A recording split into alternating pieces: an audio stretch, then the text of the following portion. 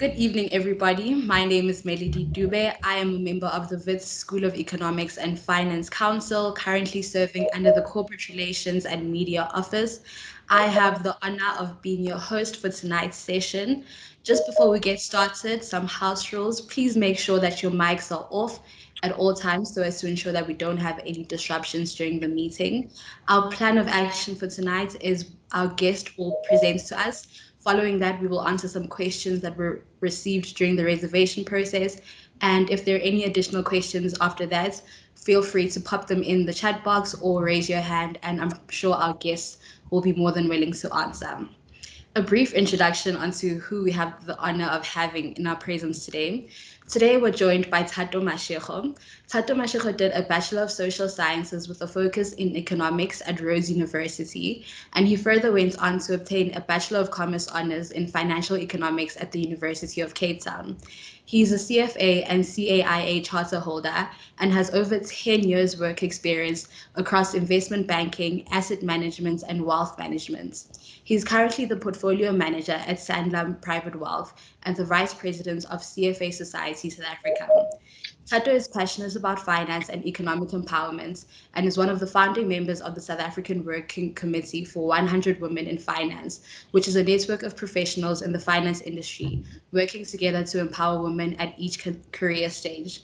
Thank you, Thato, for joining us, and we look forward to hearing what you have to share with us. Over to you.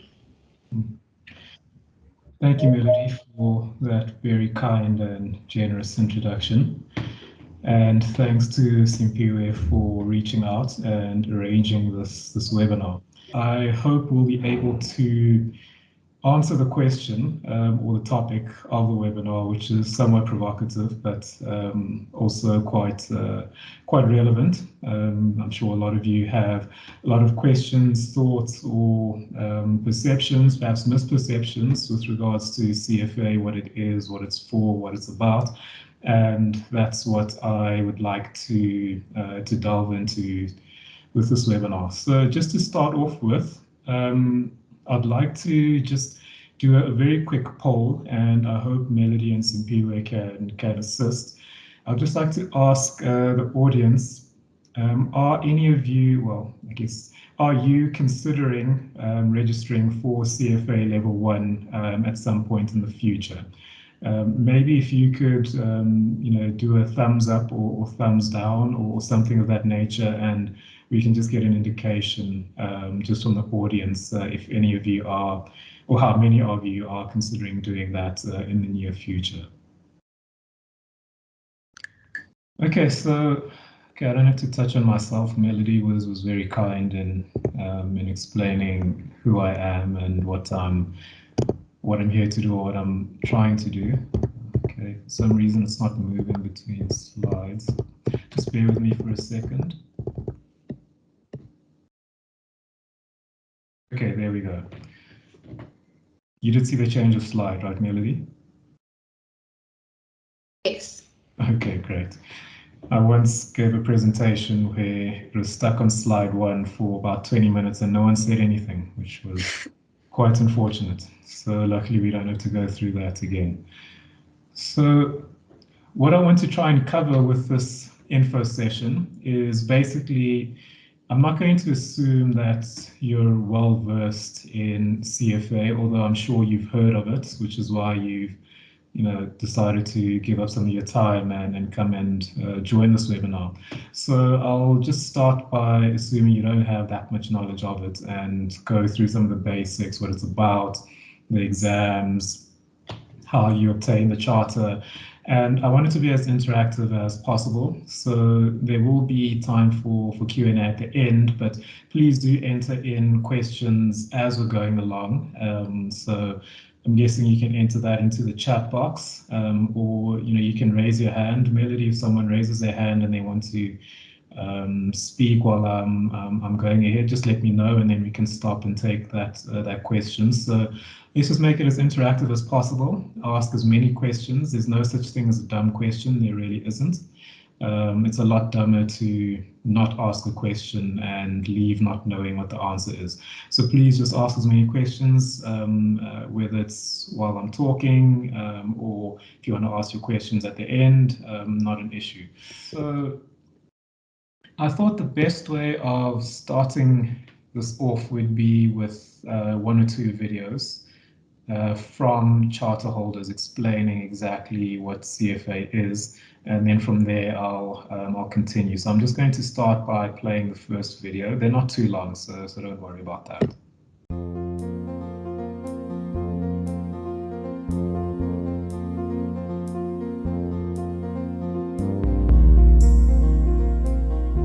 When I decided to start studying for the CFA, I'd already been in finance for over 5 years, but I was transitioning out of banking into investments. And even though I had an MBA and I'd already had experience, I really felt that doing a CFA would give me a different level of rigor in terms of my finance skills, but also in terms of just understanding the investment world a lot better in terms of valuation methodologies, different asset classes. So I just thought that it really adds a different element in terms of your skill set. It makes you part of a community of fellow analysts or people who've been through the same thing. And I think it also just says a lot about your commitment to the investment profession, the fact that you're willing to put up with a lot of hours that are required, the hard work that's required to go through the exam, it is a sign of great commitment. So for me, it was really about cementing the skills I already had, adding a lot more depth to that, and also being part of an investment community was why I joined.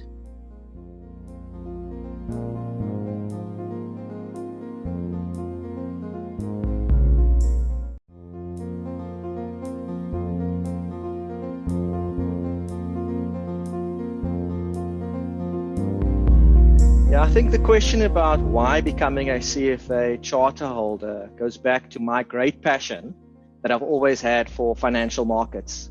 I think very early in my career, it was clear to me that the global standard for investments was the CFA designation. And it was a non-negotiable to obtain if you were looking to enter the industry. I think I've been fortunate enough to work in financial services industry for almost 2 decades, where beyond South Africa, I've been lucky enough to work in places like the Cayman Islands, like New York, like London, which are great global financial hubs. And the CFA designation is well respected and accepted in those jurisdictions.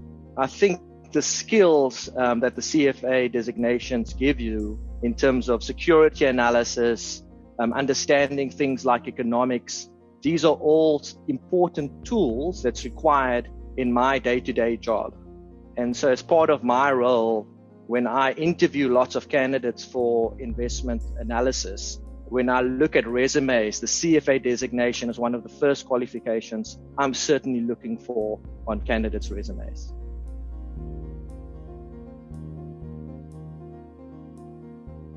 Okay, well, the videos were basically from 2 charter holders who are portfolio managers and or head of investments at 91, formerly Investec, just explaining why they decided to get the CFA charter.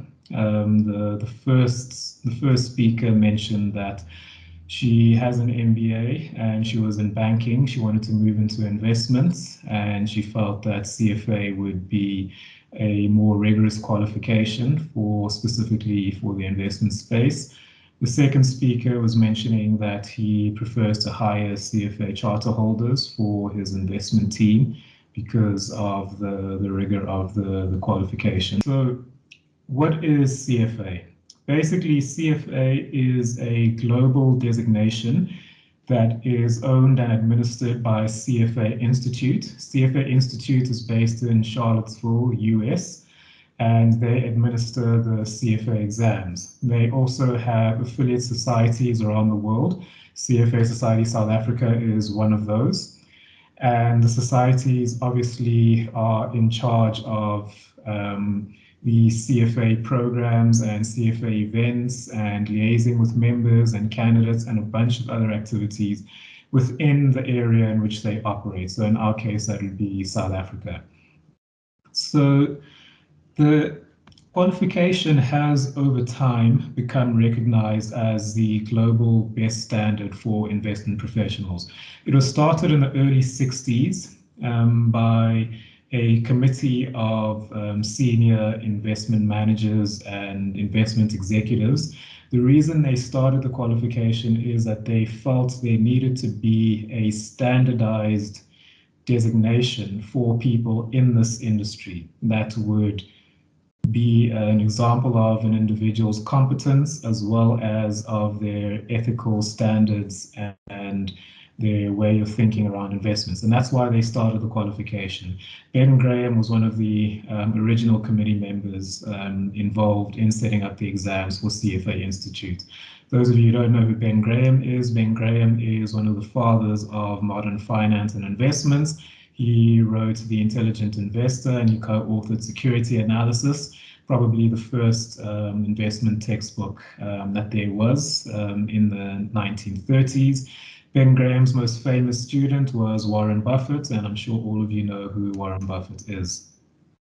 So the designation today is widely regarded as the best standard, not just in terms of the information and the knowledge therein, but also from an ethics perspective. And ethics is very important in terms of the designation. And the reason I use the word designation as opposed to just qualification is because the Institute going into the 21st century is wanting to be more than just a qualification of excellence. It's becoming a profession. Just like medicine is a profession or law is a profession, investments also needs to become a profession. And the reason for that is you all know of the numerous examples of fraud and scandals across both the corporate landscape, exchanges, investment firms, investment banks, and having a designation or profession is one way of mitigating that. People who enter into this industry in future should not just be looking to make a lot of money, but obviously having a good life and being commercially successful is always going to be very important. But you also have to have a sense of purpose in terms of, I enjoy investments, I want to do this for a living, I want to spend my life doing this, and I also actually care about making a difference to my clients and also impacting on markets, on the economy, and shaping how capital is allocated, which has an impact on society as a whole. And that speaks to a profession and a designation rather than just a qualification. So that's just an overview in terms of what CFA is.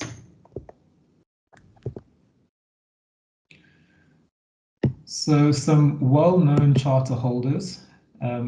Most charter holders would be professionals within investment management firms, investment banks, within corporate entities.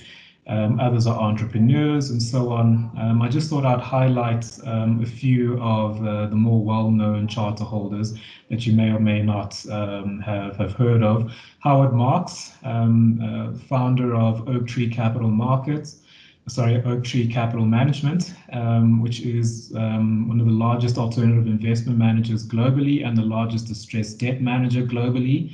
Bill Gross, who was co-founder of PIMCO, the largest fixed income bond manager globally. He's now at Janus Capital.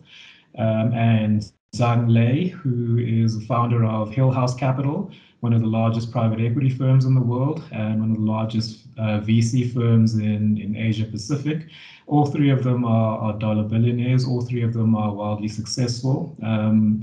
And all three of them would speak highly of the designation as a way of them entering into the industry, learning and reaching a high level of competence, which then obviously added with their own individual brilliance and experience led them to building wildly successful investment firms.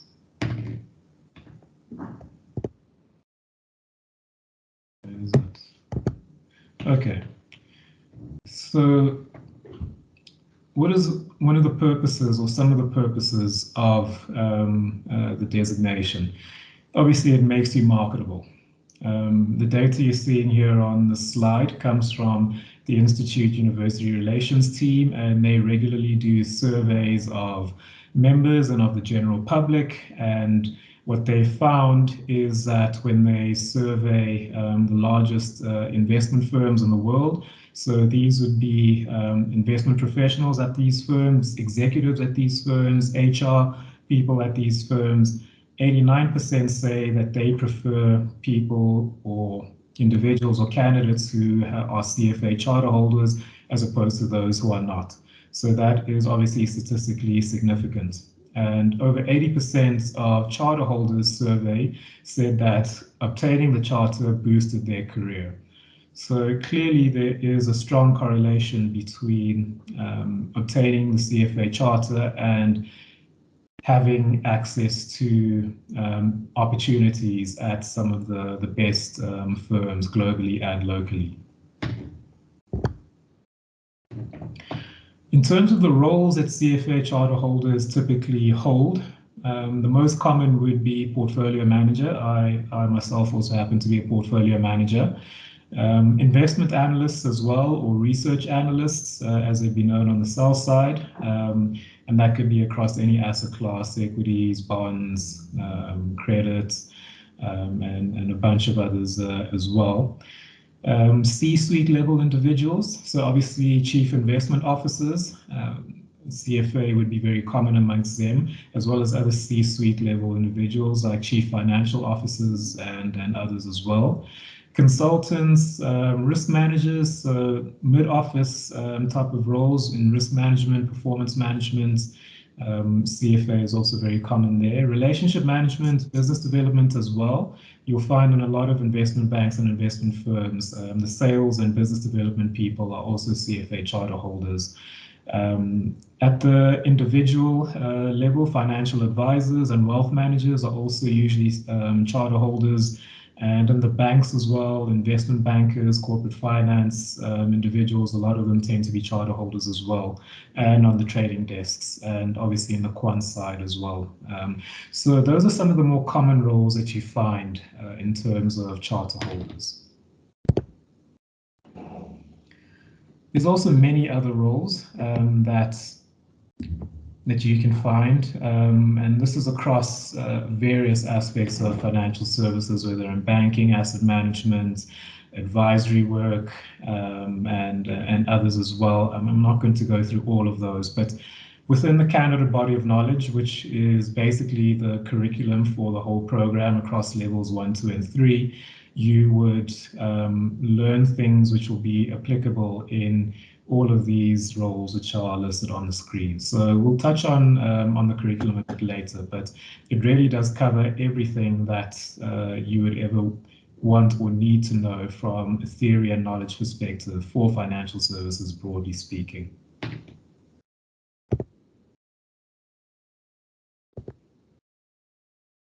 In terms of who actually hires charter holders, we'll have a look locally and globally, but in South Africa, as at end of H1 this year, or I guess into July, so into H2, the top 10 employers, you'll know all of the names on that list, and it shouldn't be a surprise.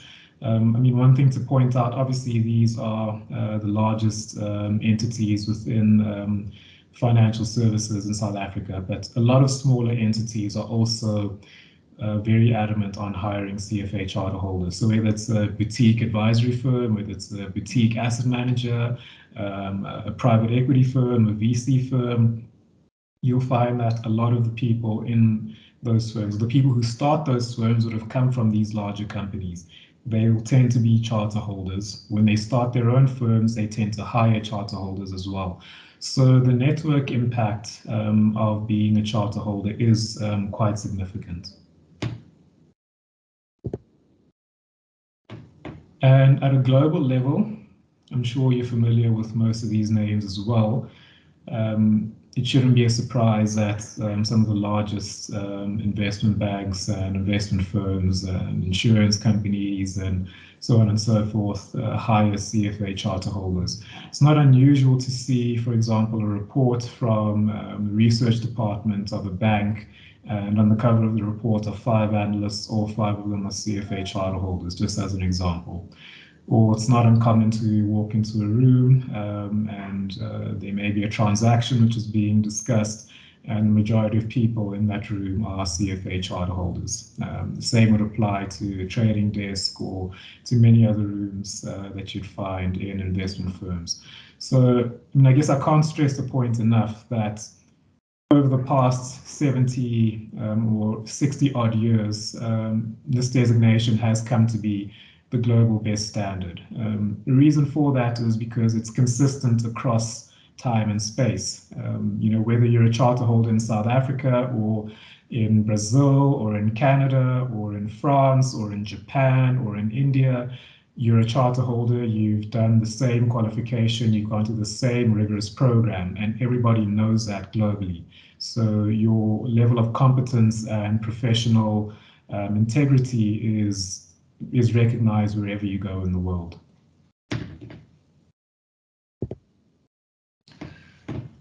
In terms of the types of employers, I've touched on this slightly, but I think you're all familiar with the terms buy side and sell side, but just in case you aren't, the sell side basically sell financial products and services, the buy side buys financial products and services, broadly speaking as a definition.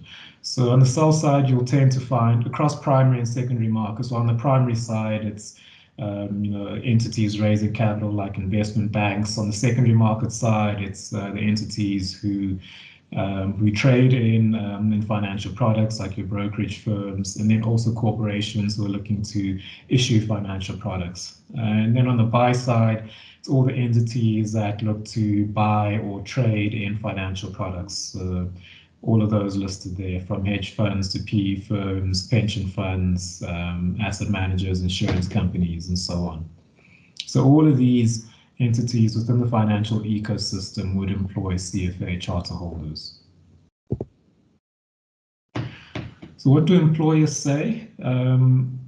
You can obviously, you can go and ask any employers or employees or charter holders about the designation, and they'll give you their opinion. But more often than not, most of them are going to say what Jenny Johnson here is saying, and she's president at Franklin Templeton, which is the largest emerging markets investment company in the world. And what she says there is that with other qualifications like an MBA, you can't compare like for like. Often you're comparing apples with oranges. People who have done MBAs from different institutions, what exactly have they studied? To what standard have they studied that body of material? It's not always comparable. So you may have a finance degree from WITS, but is that the same as a finance degree from University of London or a finance degree from Tokyo University? Whereas with CFA, you're comparable across the world at the highest level of knowledge and rigor. What do charter holders say? This is one charter holder, Yao Mendes Garillo, and he just mentions in this brief vignette that through his recruitment process, he found being a charter holder gave him a boost, because surprise, surprise, a person who was recruiting him was also a charter holder. I can speak from personal experience myself. When I recruit analysts, I would have a preference for those who are charter holders, all else being equal, because I understand the level of dedication it requires to become a charter holder. So you have this network effect which comes into play, which especially later on in your career, also in the early stages, becomes very important.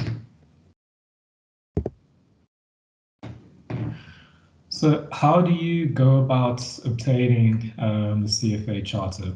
So in order to register for level 1, you need to be in the final year of your undergraduate degree. And then you'll be able to register for level 1. You then obviously need to complete level 1, 2, and 3, and you also need to have 3 years of professional experience. Once you have all of that, you then get 2 references from existing charter holders, and then you submit your work experience for review to the institute. And then if they're happy with that, then you become a CFA charter holder. So that is really the process of becoming a charter holder.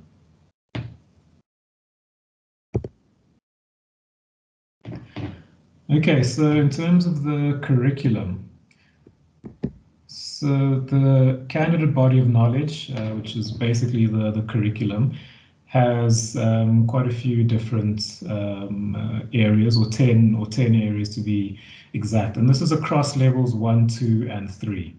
So you're going to do the same 10 core subjects across the levels. However, the material obviously differs, and the weighting applied to the different sections differs as you move through the levels. The one weighting which is consistent is ethics.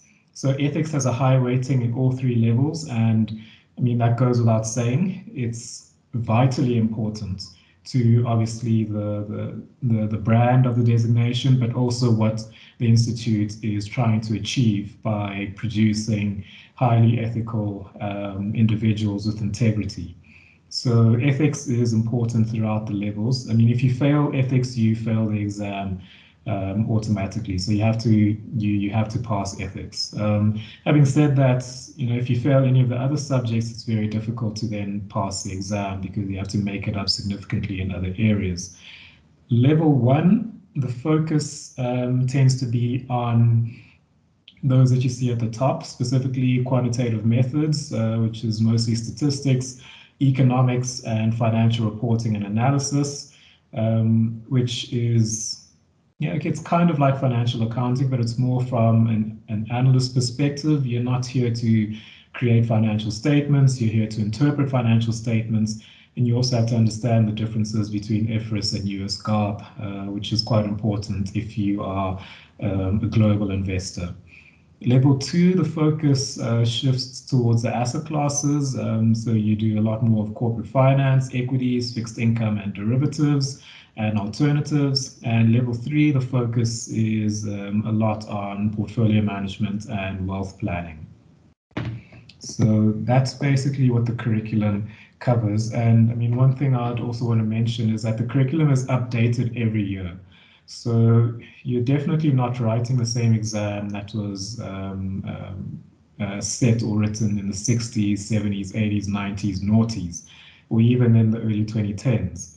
The exam you write today would include, for example, blockchain, cryptocurrency, other areas of fintech, and everything which is at the vanguard of financial markets. So green finance, ESG, all of that is included in the curriculum. It's updated constantly. There's a massive research team and university professors from around the world, and practitioners as well, who all contribute to new material on an ongoing basis. So it's always fresh and it's always topical.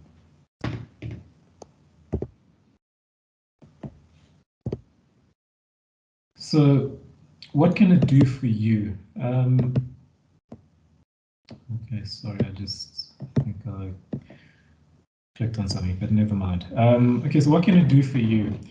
These are some of the things that it can assist you with. Marketability, I think that's very clear, especially, you don't have to be a charter holder, obviously, before you enter the market. That's not feasible, but doing level 1, if you can, while you're still a student or immediately whilst you started working, can be highly beneficial. I did level 1 when I was doing my honors at UCT concurrently. It is a lot more stressful, but it does signal to recruiters that, 1, you're very serious about finance, and 2, that you have a level of competency. If you've got level 1 already, it does give you an advantage over all the other candidates who would be applying for certain roles. The skills, the knowledge and confidence, I think that's also self-explanatory. You are going to have, through the curriculum, you will get all the skills and knowledge that you need. And through that, it does give you confidence to know that theoretically, at least, you are at the same level as the people you are working with and are going to be learning with. Obviously, they have working for. Obviously, they have vastly more experience and they've read a lot more in terms of books and accumulated knowledge over the years, but theoretically speaking, your knowledge will be at their level if you are a charter holder, which does give you confidence to pursue your career and to interact with them in a productive way. Acceleration, I think I touched on that as well. I mean, once you become a charter holder, obviously that sends a signal to the market, to your employer, as well as to other prospective employers as well. And global opportunities, being a charter holder obviously does give you access to global opportunities. There's different ways of getting access to global opportunities, of course, but being a charter holder is definitely one of those ways. Whereas your university degree is anchored in the country that you study in. People may not be familiar with FITs in another country that you would want to work with, or you'd want to work in, but they would be familiar with CFA. In terms of being a student and writing, scheduling becomes very important when you want to write CFA. You need to put aside enough time and you need to plan. One of the biggest factors that I think goes into passing versus failing is having a clear schedule and sticking to that schedule over a number of months. Ideally, you should be dedicating 6 months of study to your level 1 exam. So you need to be able to plan how I'm going to get through this curriculum over 6 months, how many hours per day, usually in the evenings and on weekends, that you need to put aside for studying. So it's quite a long process that you need to go through in order to be successful. The ROI, I think the ROI is definitely quite high, especially if you're comparing it to postgraduate qualifications like an MBA. I mean, if you're getting a top-tier MBA from a top 10 school, for example, globally, it's going to set you back around $200,000 or 3 million rands. Now, you can do your own NPV calc on that, but it's going to take you many years to recoup that investment. Not to say that it won't be useful, it would be very useful, but from an ROI perspective, CFA would be a lot better, especially if your interest is in finance and not in general business.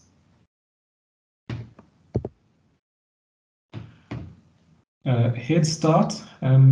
Most of you presumably are in or are doing subjects like economics or finance or accounting, statistics, whatever the case may be. So you should be familiar with parts of level 1 already. And one thing to point out, whilst the slide says Head Start, there's no particular degree which gives you an advantage over anyone else. And the reason being that the curriculum is so broad and diverse. It doesn't matter what you studied, you're going to be an expert in one area, but you're going to be somewhat short in another area relative to other people. There are PhDs in maths who have failed the CFA exams. There are actuaries who have failed. Chartered accountants fail. Any possible degree you can think of, people have failed because they may be expert in one specific area, but they are lacking in another area. So the beauty of the curriculum is you have to gain general knowledge across various asset classes and various subject domains within finance in order to pass.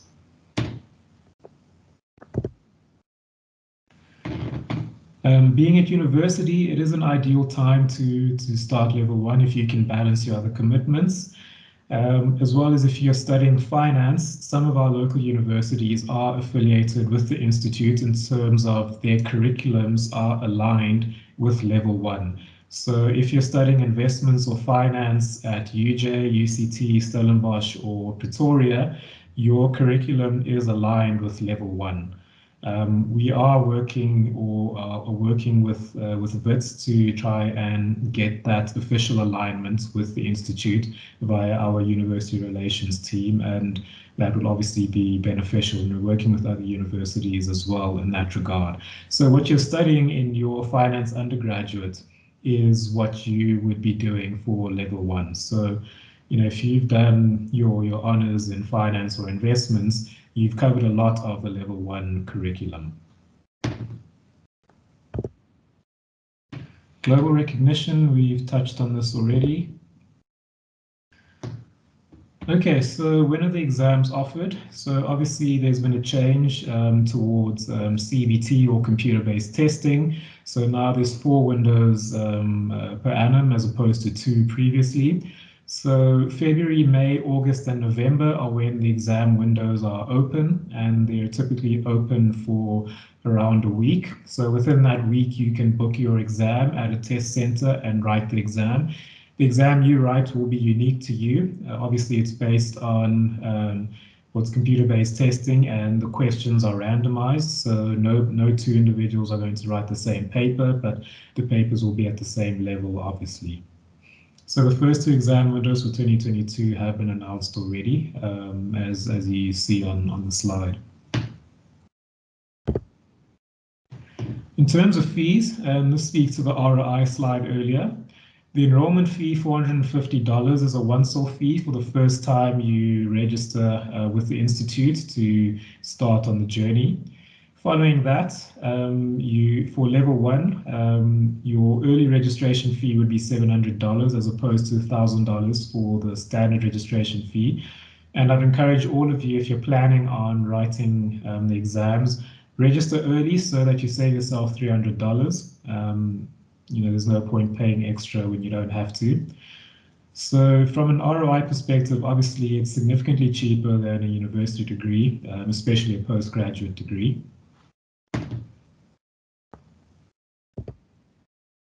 And then just some important information. Once you have registered, that once-off $450, you can't defer it to another exam window. So you should write your exam once you register for it.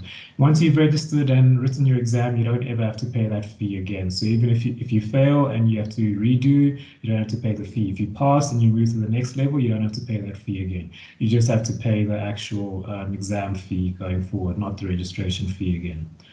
And there's no exemptions. Everyone starts at level 1. Doesn't matter if you have a PhD in finance. Funny enough, when I was doing level 3, one of my finance professors at UCT was also writing level 3 with me. So it was a bit of a surreal experience seeing him in the lecture venue with me writing. So it's obviously something that everyone wants to pass. Everyone wants to test themselves against these exams, which is what makes them exciting. It may not seem exciting when you're doing all the studying, but it is exciting once you've gotten through it and you have that sense of accomplishment. But there's no exemptions. Everyone writes. It doesn't matter what other qualifications you have or how smart you may or may not be. You need to take your passport to the exam to register. So the passport you register with is the one that you take to the exam. No other form of ID would be accepted. In terms of the number of hours, 350 to 400. I would say probably a bit more. That's probably towards the lower end. I always thought of it in terms of months, but it does boil down to hours at the end. So you need to give yourself enough time, not only to go through the entire material, but then to revise the material and to do past papers at least 1 or 2 weeks before the exam, which is also very important. Okay, so CBT, so that's what venue would look like when you're writing. So it's somewhat similar to if you've ever written GMAT, for example, it would be a similar format to that. So there are some slight differences between the paper-based exams that we used to have and the CBT exams. The reason for the change to computer-based testing is just the number of candidates was growing exponentially, especially in emerging markets, in particular China and India. I think at the moment, half of all level 1 candidates are coming from China. That's just how how fast the growth is in that market, as well as other markets like India, Indonesia, Brazil, and Africa as well. Africa has also got the highest growth rates from a lower base than other regions, but the growth rates in candidates and new charter holders is very high in places like Nigeria. So for that reason, the Institute couldn't roll out enough actual physical locations, which is obviously a lot more costly. So that is why there was a shift towards CBT. So with CBT, we moved from 200 to over 500 locations globally. And you still write your exam in one session. The exam time does reduce. So before it was 2-3 hour exams. Now it is 2.5 hour exams. But the format and content of the exams is exactly the same. So level 1, multiple choice. Level 2 is item sets, and level 3, a combination of item sets and essays. So level 1 is usually about time pressure and computation. I mean, how quickly can you compute answers to various questions. Level 2, the item sets, is a lot more about assessing a set of information and data, finding the relevant data and applying it to the question to get the answer. Level 3, the essays, test your general thinking and knowledge and understanding of various subject matters as well. So the testing differs as you move from level 1 to level 2 to level 3. In terms of scholarships, there's quite a few scholarships available. The Access Scholarship is for people from disadvantaged backgrounds. Usually that means emerging markets and frontier markets. There's also the Women's Scholarship. The Institute is driving female candidacy quite aggressively. Globally at the moment, plus minus 20% of charter holders are female. So there's obviously a large underrepresentation, and there's a lot of work going towards changing that going forward. Part of that is the women's scholarships. I would encourage any females who are considering applying for level 1 to apply for the scholarship. We have a healthy allocation in Southern Africa, and you have a very strong chance of being awarded a scholarship if you do apply. Just in terms of CFA Society South Africa, we have 12 board members. I am the vice president. Jenny Henry is the president. We have 13 different committees that are chaired by different board members as well as other volunteers. And we have an operations team. Lucille is part of that operations team. We have close to 2,000 members across the SADC region. 10% of our members come from outside of SA, so other countries within SADC. We're the 5th largest society in the EMEA region. So the largest is the UK, the 2nd largest is Germany, the 3rd largest is Switzerland, the 4th largest is France, I think, and then the 5th largest is South Africa. So we are quite a relatively large society within the EMEA region. And we do a lot of activities locally, from events and webinars and conferences to having workshops, educational events, networking sessions, and various other things. One of those being the University Research Challenge, which should be quite relevant to all of you. You may or may not be familiar with it, but the Research Challenge, every university applies or nominates a team of students, and they come together to produce a research report on a listed company. They're mentored by a professor at their university as well as a practitioner in industry, so it could be an analyst or a portfolio manager.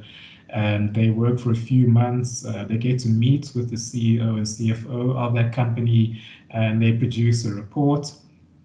And then those reports are assessed, and the best 4 or the top 4 university teams, they meet up in Johannesburg at the JSC, and they present to a team of panelists a presentation on their report.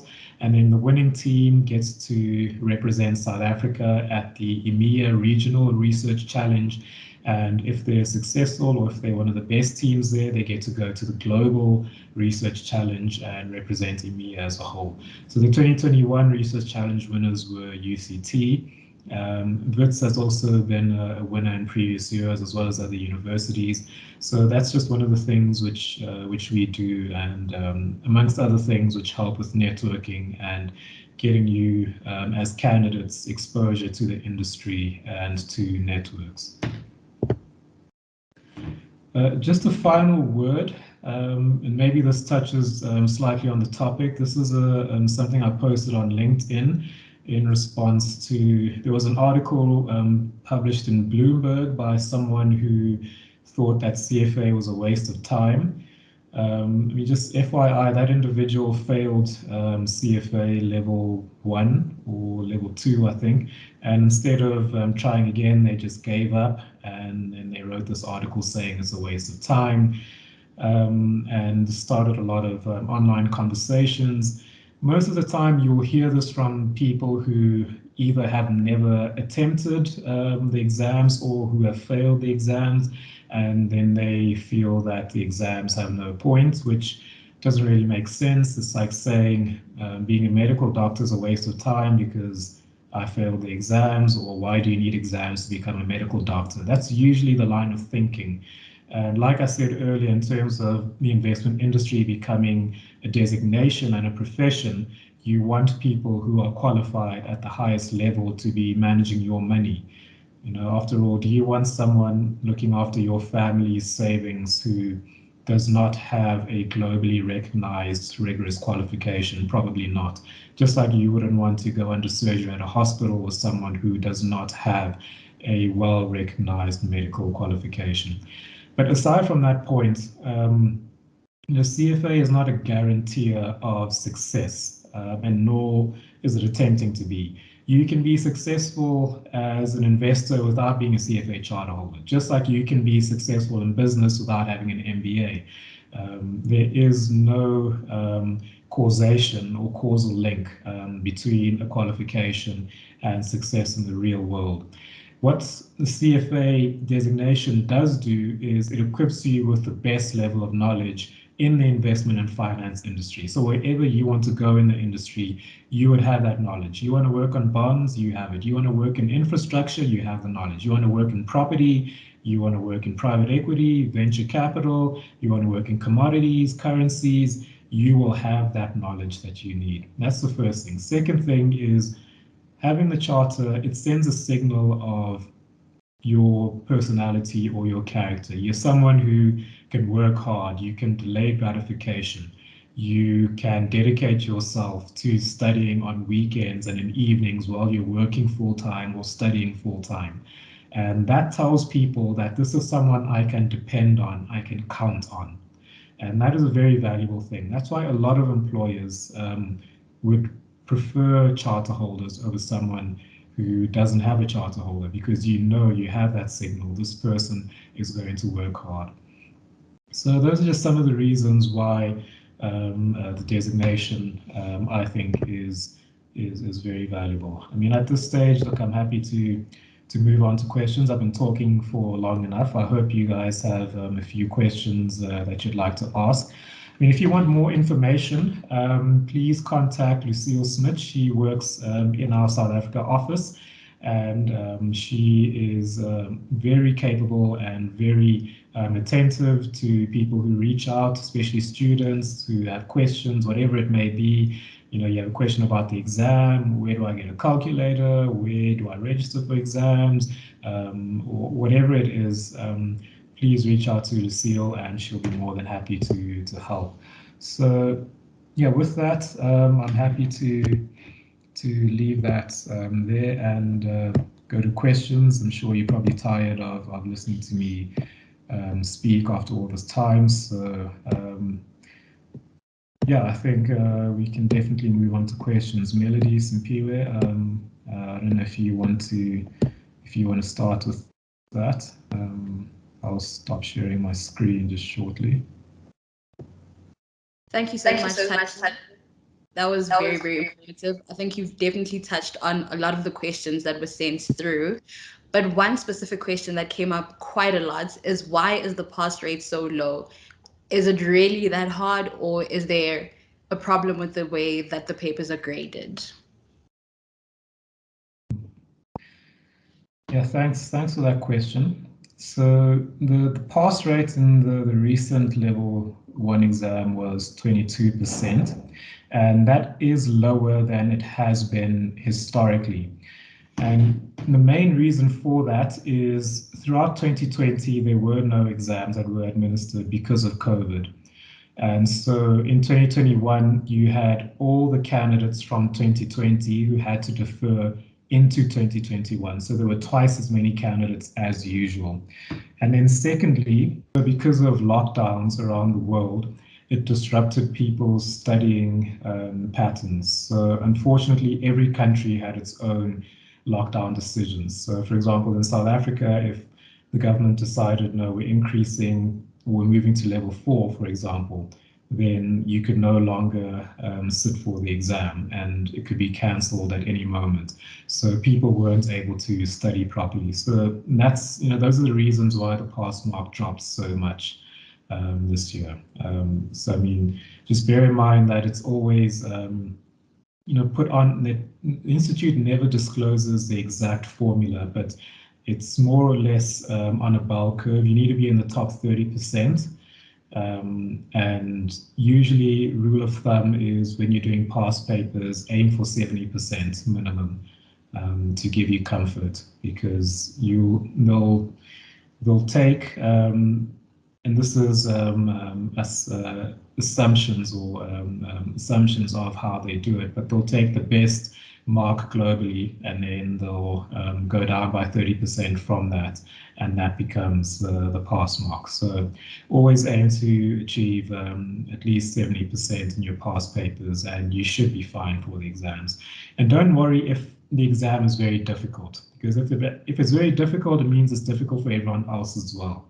So in the case of a difficult exam, you may find that the pass mark is 65%. In the case of a very easy exam, the pass mark may be 75%, just as an example. So you actually want a difficult exam, assuming you've done your studying. I mean, if you've studied hard, you don't want an easy exam. You want it to be more difficult. It'll filter out the other people who haven't studied as hard as you. Thank you for that. If anyone has any questions, please feel free to raise your hand and unmute yourself.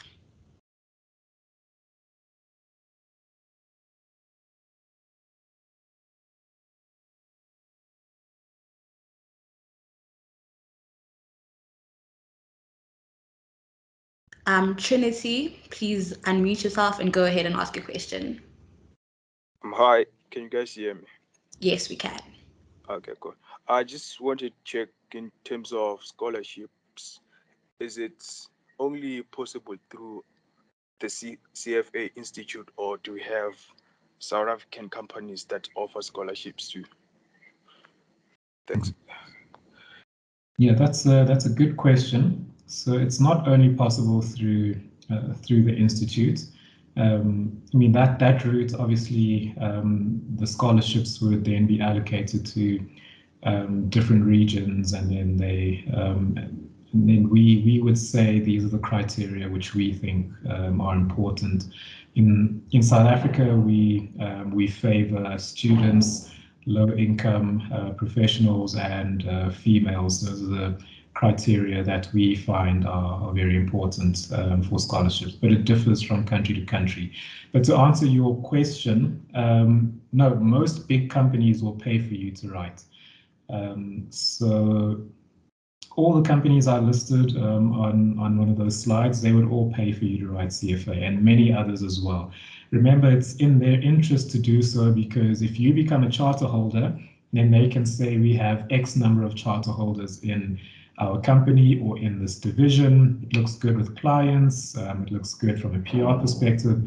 So they want as many people as possible to write. They will also give you time off to study for the exams. So they make it, I suppose, as convenient as possible for you to do so. So if you are working in finance, for most companies, they will most likely pay for you to write the exams, which is why we tend to allocate our CFA scholarships to students or to people who are unemployed or not working in the industry. Wei Kang, you may unmute yourself. I'm sorry if I'm mispronouncing your name.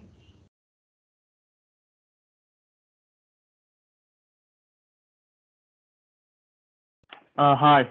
So my question is I think the topic today is about is it worth it or not? So I guess one thing that we cannot get away from is salary. So my question is how much would a graduate who has just become a chartered holder, like with 3 years of working experience, how much would he or she expect to be paid? After like in the first year.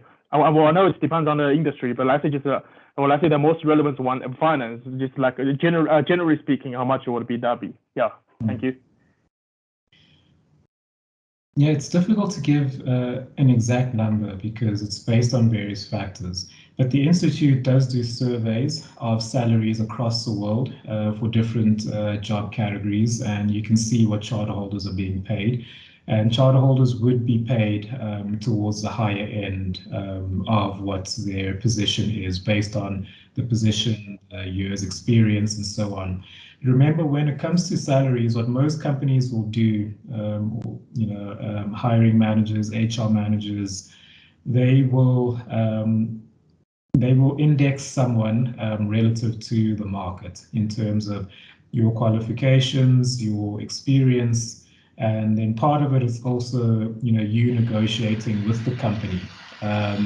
So it's not always 100% objective, but being a charter holder is going to give you an added boost. There's no doubt about that. Just like once you graduate, you have a salary boost over someone who has a matric certificate, for example. So the same applies with being a charter holder. But part of it, of course, is you negotiating with your employer. Obviously, if you have multiple offers, that gives you some room to negotiate. If you're looking for a promotion at a company, obviously you can, it's up to your discretion if you want to speak to other companies and see if they offer you something different. So there's always that discretion and subjectivity that comes into it. And also how you negotiate and value yourself, so that's the subjective part of it. Some people don't do that well. They get an offer and then they accept straight away. But usually, look, when you're a graduate straight out of university, you don't really have room to negotiate on that. So don't, try and say, well, actually, I think, it's usually once you have a few years experience, then you can start negotiating on that. But in terms of the objective side of it, then yes, being a charter holder is going to lead to you having more earning power than not being a charter holder. Thank you. Cheza, you can unmute yourself and ask your question. Thank you, Melody. Thank you, Melody, and thank you, Thato, for the presentation. It was informative. I'm going to ask a personal question, and if you're not comfortable to answer it, I'm good. But it is in context of CFA. You have said that the CFA curriculum is broad and in depth and broad. I think, yeah, and if I'm not mistaken, you recently enrolled or you are busy with your master's in finance. What is the motivation then of you having a CFA and then having to do a master's in finance, which you said like an MBA? It's not necessarily, I would say, standard across universities. I just want to understand the motivation there because I've got a master's in finance. I'm considering to take further the CFA level 2. I have CFA level 1. But I think you are doing the reverse. I'm doing the other way. So I just want to get the motivation there. Sure. I'm fine to answer that. So, yeah, I am doing a master's in finance through INSEAD, and the reason being there is twofold. One is growing network, which is something that you should constantly be doing throughout your career, especially after the first 5 years or so. The other is some of the electives, which I think are very interesting. So, it's things like sustainable finance and so on, which I have a particular interest in. And INSEAD, obviously being based in Asia and Europe, the network is very different from your network you will have in Africa. So you're meeting new interesting people, your class is full of diverse people from different places.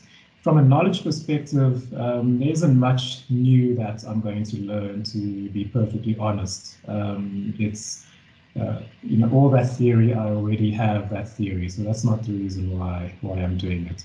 It's really to meet new interesting people, expand one's network, and focus on some new areas in finance, which I think are quite interesting. So those are various reasons, and different people have different reasons for continuing to study beyond. But from a theory or a knowledge perspective, in the finance space, there's nothing that's going to be equivalent to CFA.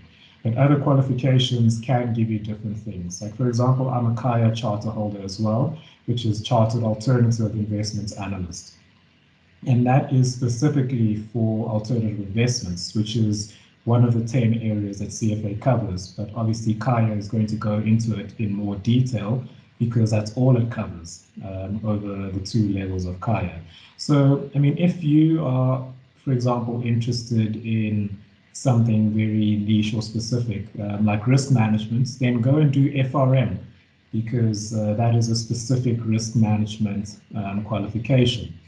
If you are, you want to be an auditor, go and do CA. If you want to be an actuary, go and qualify as an actuary. But for finance and investments, broadly speaking, the #1 qualification is CFA, and it's recognized everywhere globally from a knowledge perspective.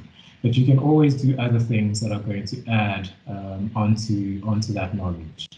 So yeah, I hope that answers your question. Simboweni, you may ask.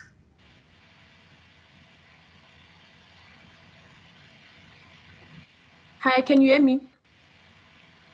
Yes, we can. So I'm currently registered for my advanced diploma at TUT, which is Advanced Diploma in Financial Management. It was introduced to the university last year. So what I want to find out is that, can I register next year for the CFA program level 1, or I should first register for the BCom honors in finance before I can register for the CFA? So have you completed your undergraduate degree? I've completed my national diploma in economics last year. Currently, I'm registered for the advanced diploma in financial management. Okay, so the national diploma, how many years was that? National diploma was 3 years.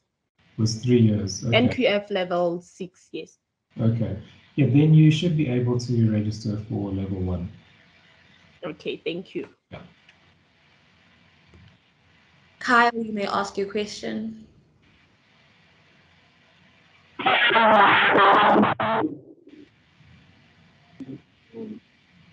With regard to finding your at UJ, and I think you got student scholarship to register, right? My question is with regard to test provider. I want to know that which is the best test provider. Do you recommend us using that provider, seeing that the curriculum is quite broad and lengthy? And also, if so, like which is the best test provider? Like, for example, there's Mark, Nalgem, IFP, there's various, right? Do you prefer the online one or content? Melody, could you repeat the question? The audio wasn't so great. So maybe move your mic because you're not very audible right now.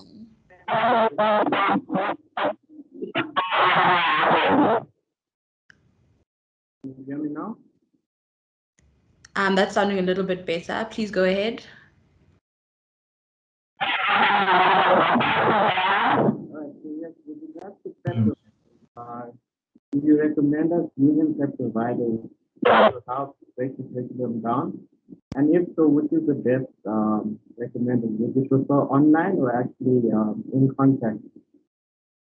Okay, so the question's about prep providers, I think. In terms of providers, they tend to focus on different areas. And yes, I would recommend you using accredited prep providers. So in terms of subject material, two of the best providers would be Wiley Finance and Kaplan Schweizer. And many candidates make use of one of those two in terms of supplementing the curriculum. So usually you would obviously register with the institute. They send you the books either digitally or the physical textbooks, and then you would go and pay Kaplan or Wiley, whatever they're charging, and they would send you their own summarized curriculum notes.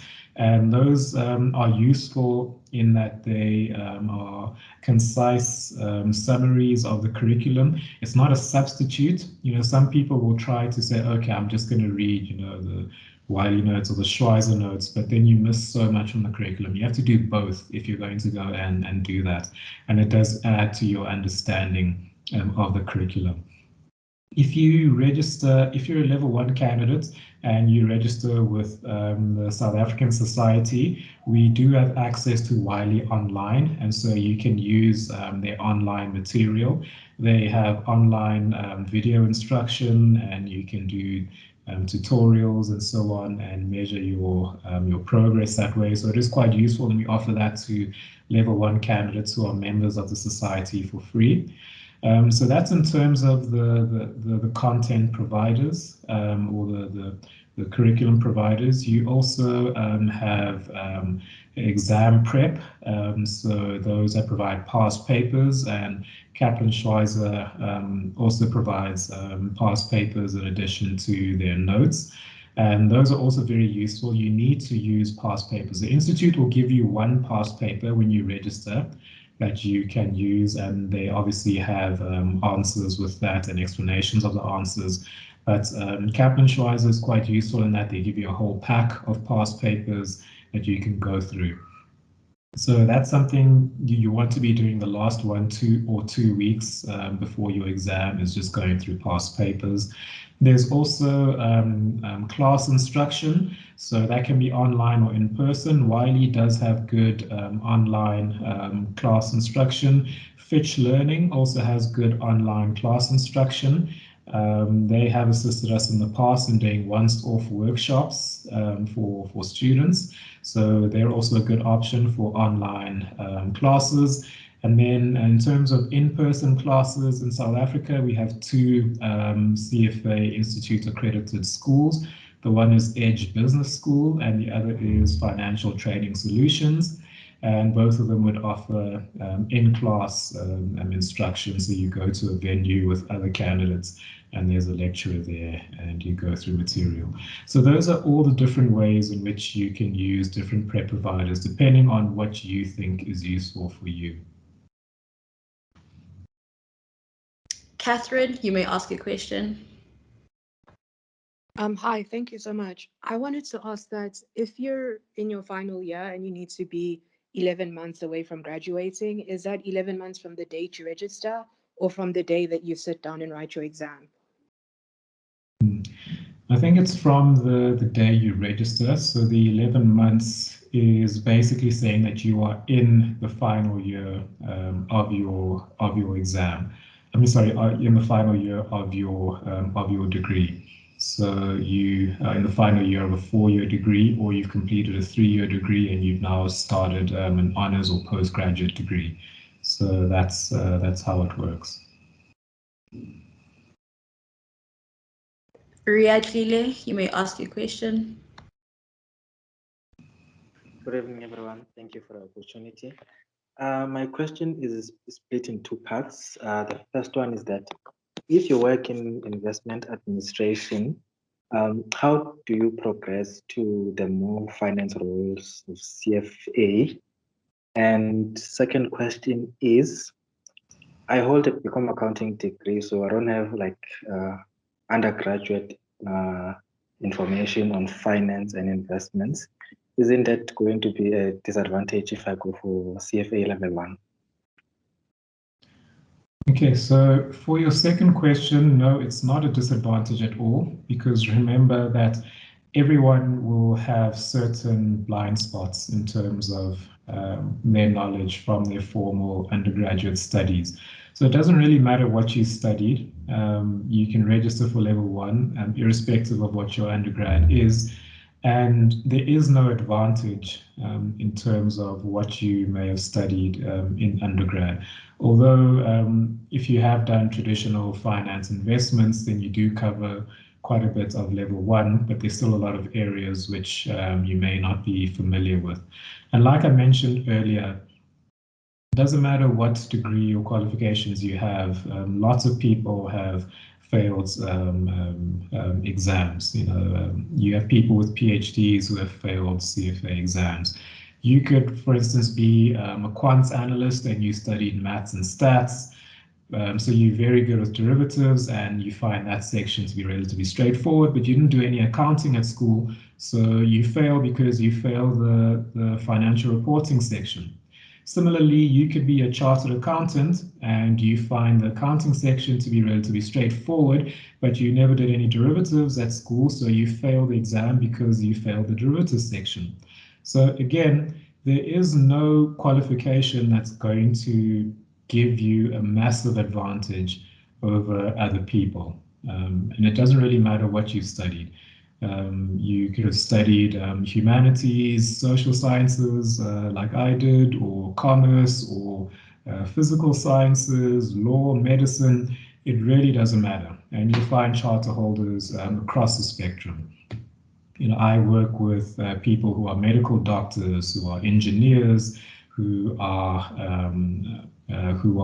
were previously in the arts, or people who were lawyers, or people who are, the traditional commerce types. So you have all types in the industry, and whatever your background is, it gives you an advantage over other people who don't have that background.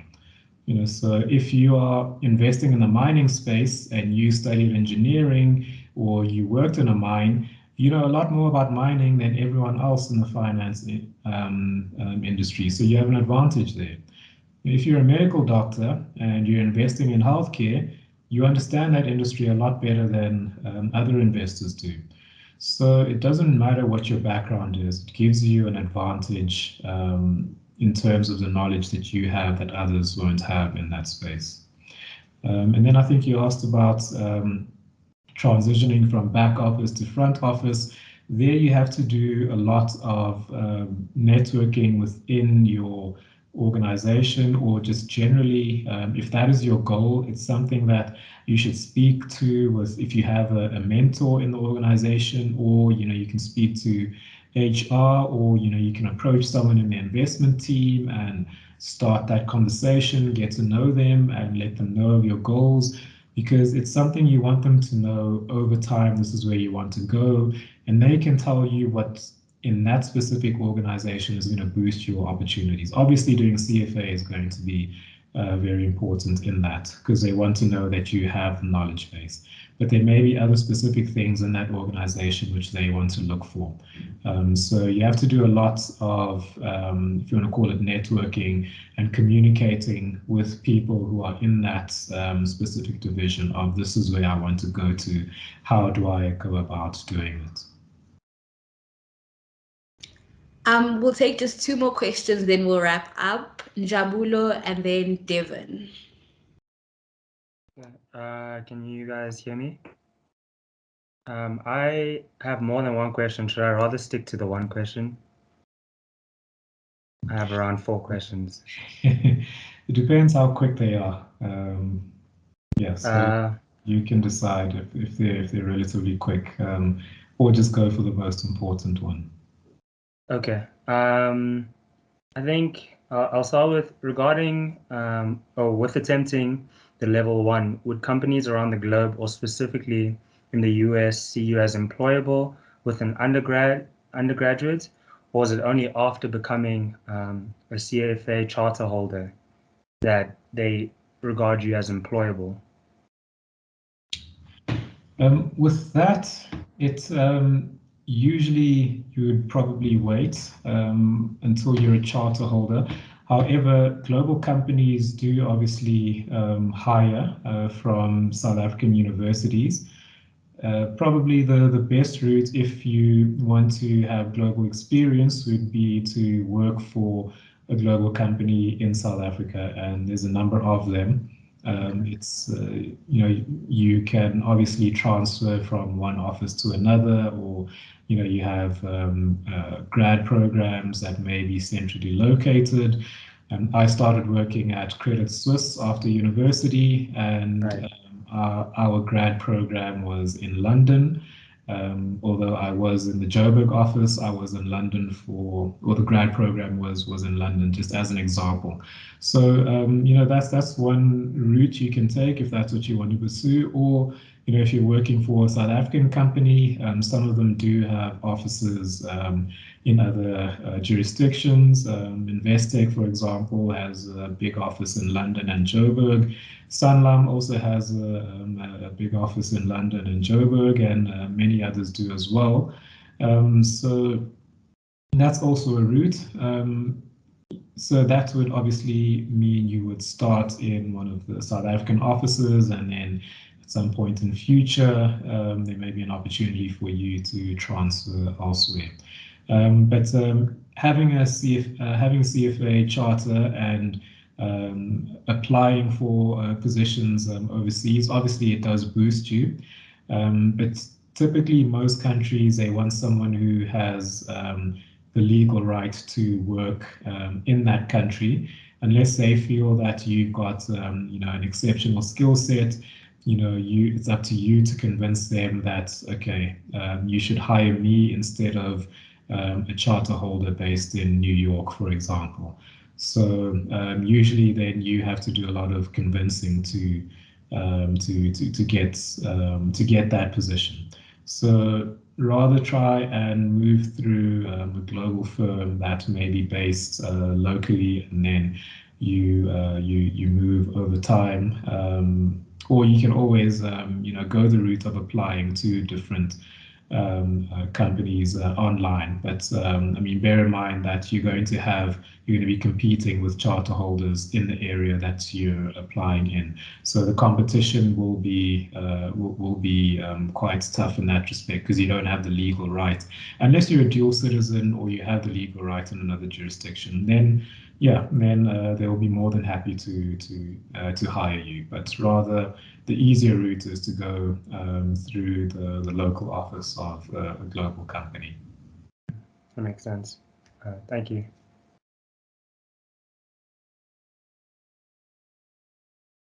Kevin, you may ask. Hi, everyone. So I just wanted to ask, for someone who's already working in, say, a corporate job, but not necessarily in a finance or investments position, how long or how quickly after obtaining your CFA level 1 would you expect to find a job in a finance or an investment position? I think it does give you an edge, and especially if you're committed to completing the program, so your levels 2 and 3. I think after passing level 1, you can definitely apply on that basis and mention that you have passed level 1, in your CV or in an interview or cover letter. So it does show people that you are committed to this journey. So that definitely does help. Just like with university graduates, if someone has level 1 and their university degree, it puts them ahead of the pile, so to speak. And so people do tend to look upon that favorably. Similarly, if you are in a different function or different industry and you want to transition, doing level 1 definitely does help with that. So I think once you've got level 1, you can definitely apply with that. Okay, thank you. Thank you. Would you say that? Thank you.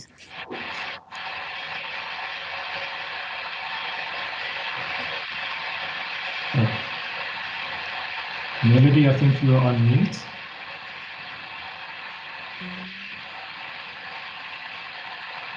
I was just going to say thank you, Thato, for availing yourself and answering all the questions. Also, thank you to the salesmiths for assisting us in organizing this event. And also, thank you for everyone who pulled through tonight. We know school is very hectic right now, but thank you for engaging, sending in questions, as well as participating. And yeah, we have definitely learned a lot. And I think moving forward, things are much clearer than they were an hour and a half ago. So thank you, Thato. Thanks a lot, Melody. I'm glad that you found it useful, and I hope the audience found it useful as well.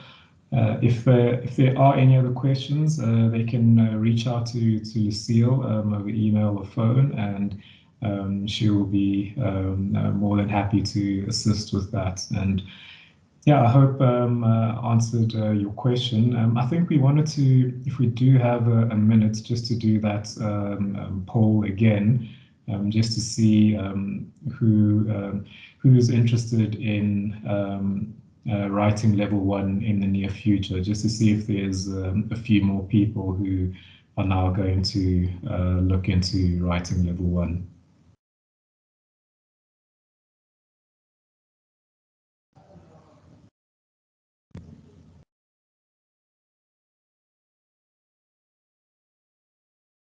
Hands are definitely springing up. Almost everyone on this call has been convinced to go for the CFA. Oh, that's great.